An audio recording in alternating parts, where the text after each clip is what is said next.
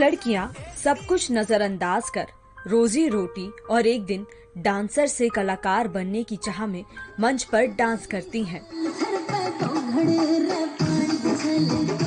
भले ही इनकी जिंदगी चकाचौंध और ग्लैमर से भरी नजर आती है, लेकिन असल में इनकी जिंदगी में झांको तो वो स्याह पहलू नजर आता है जिसे लोग देखते ही नहीं है या देखकर नजरअंदाज कर देते हैं। आज ब्लैक बोर्ड में कहानी हरियाणा की फोक और स्टेज डांसरों की।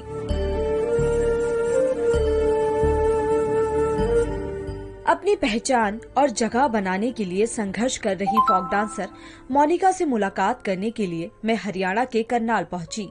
अपनी मां और अपाहिज भाई के साथ एक किराए के कमरे में रहने वाली मोनिका अक्सर बीमार रहती हैं। मम्मी दिहाड़ी करते हैं, मैं ये स्टेज परफॉर्मेंस कर लेती हूँ थोड़े बहुत, मतलब कि इससे हमारा घर चलता है। मैं 12 साल की थी जब मैं काम करने लगी थी, आज मेरी 20 साल की हो गई है। पैसे तो कुछ भी नहीं मिलते, बस थोड़े बहुत ही 700 या 800 ऐसे पैसे मिलते हैं। फिर 2-3 घंटे का काम होता है, स्टेज पे नाचना पड़ता है, पैरों में छाले भी पड़ जाते हैं कभी कभी तो बहुत ज्यादा। मोनिका ब्यूटी पार्लर का कोर्स करना चाहती थी, लेकिन घर की आर्थिक स्थिति ठीक नहीं होने के चलते उन्हें स्टेज पर डांस करना पड़ रहा है, जहां उन्हें भद्दे कमेंट और गंदे इशारों का सामना करना पड़ता है। एक दिन मैं प्रोग्राम कर रही थी, एक लड़का आया, दारू पी रखी थी उसने, आके मेरे को ऐसे टच करके चला गया।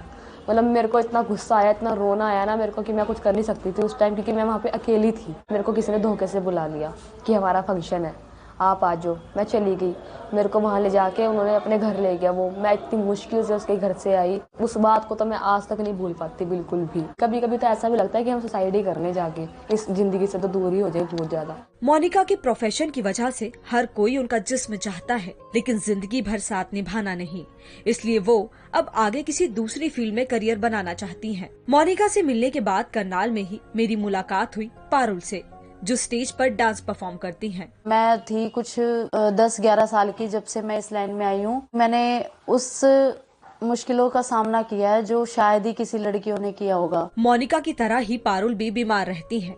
पारुल डॉक्टर बनना चाहती थी। उनके पिता और भाई को नशे की लत रही, जिसके चलते परिवार की जिम्मेदारी उठाने के लिए उन्होंने डांस करने का फैसला लिया, जहां वो भी समाज की गंदी नजर का शिकार हो रही हैं। फ्लैंकिश करना, आंख मारना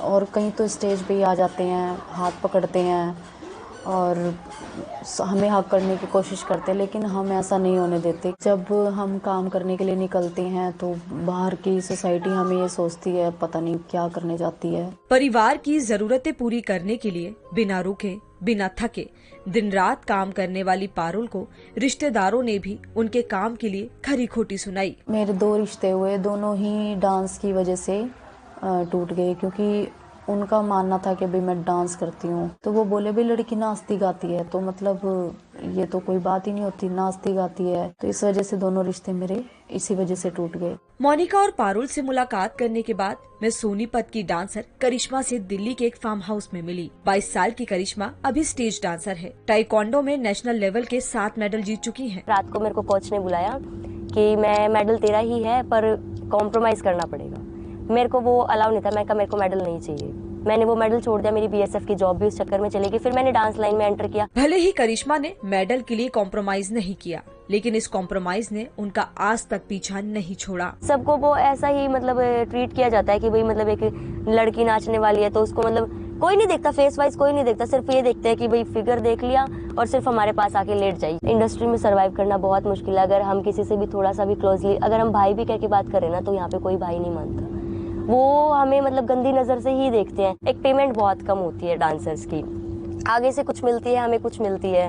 खाना भी यहाँ पे प्रॉपरली नहीं मिलता, कोई शूट होता है कि अच्छा खाना मिलता है, तो मोस्टली डांसर्स बीमार ही रहती है। मोनिका और पारुल की तरह ही करिश्मा भी समाज की गलत सोच का शिकार हो रही है, जहां लोग उनके डांसिंग प्रोफेशन के चलते उन्हें गलत समझते हैं, जबकि ये लड़कियां रोजी रोटी और परिवार की जरूरतें पूरी करने के लिए दिन रात मेहनत करती हैं।